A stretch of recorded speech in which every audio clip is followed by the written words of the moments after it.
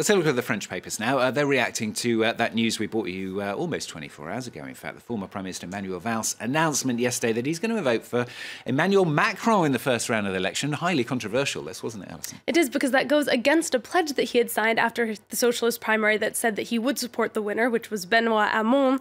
The left-wing press is really not happy with Valls about this, as you can imagine. The front page of Libération, there's even some name-calling. They say he's Monsieur Disloyal, Mr. Disloyal.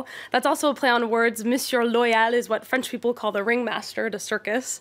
And in its editorial, the paper talks about le pivot devenu girouette, the solid mainstay who has become now a flip-flopper.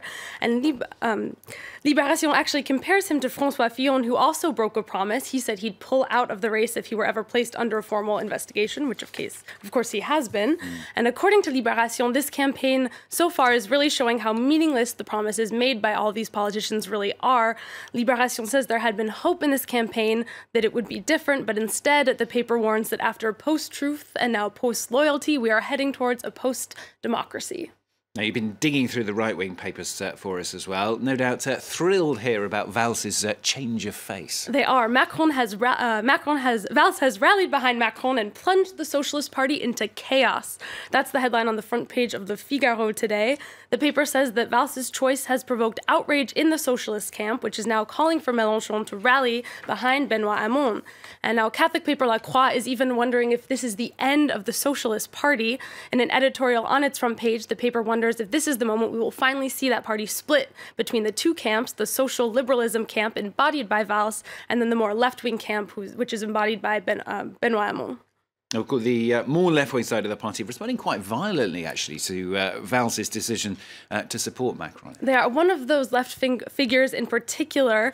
That far-left camp is often called the Frondeurs, and their leader is Martine Aubry. She's the former leader of the Socialist Party, the so-called mother of the 35-hour work week. And in Aujourd'hui en France, Le Parisien, they say that Martine Aubry, at least was able to come to Hamon's support. You can see that sweet photo of them there from yesterday. Martine Aubry spoke at a rally last night for Hamon, and she was enraged by Valls' decision, but also said that she was not surprised because, as she said, birds of a feather flock together. Meanwhile, longtime socialists are also quite unhappy with this development, and Aujourd'hui en France reports on one supporter that they met in a town in the east of France who they found standing in front of a statue of Jean Jaurès. Now, Jean Jaurès was the founding father of the Socialist Party, and this man that they met said that Jean Jaurès has already been spinning in his grave for the past 5 years and that this was the last straw. So for this voter, Valls supporting Macron is immoral and proof that the party really is dead. Okay, I'm going to flip-flop this now, look at it from a completely different perspective, if you like, because Macron and Valls, I mean, they're not quite flocking together yet, are they, the two of them? No, actually, far from it. Valls' support might actually prove very complicated for Macron, who's really trying to distance himself from Hollande's government. L'Opinion calls his support explosive, actually, and in this cartoon on the front page, we can see Valls is behind the counter of a tobacco shop trying to sell Macron a new brand of cigarettes he's launching, and it's called the Progressive Left. Macron, though, is saying, no thanks, I'm addicted to the neutral packet, because as we know, he doesn't want to be seen as leaning too far left or too far right.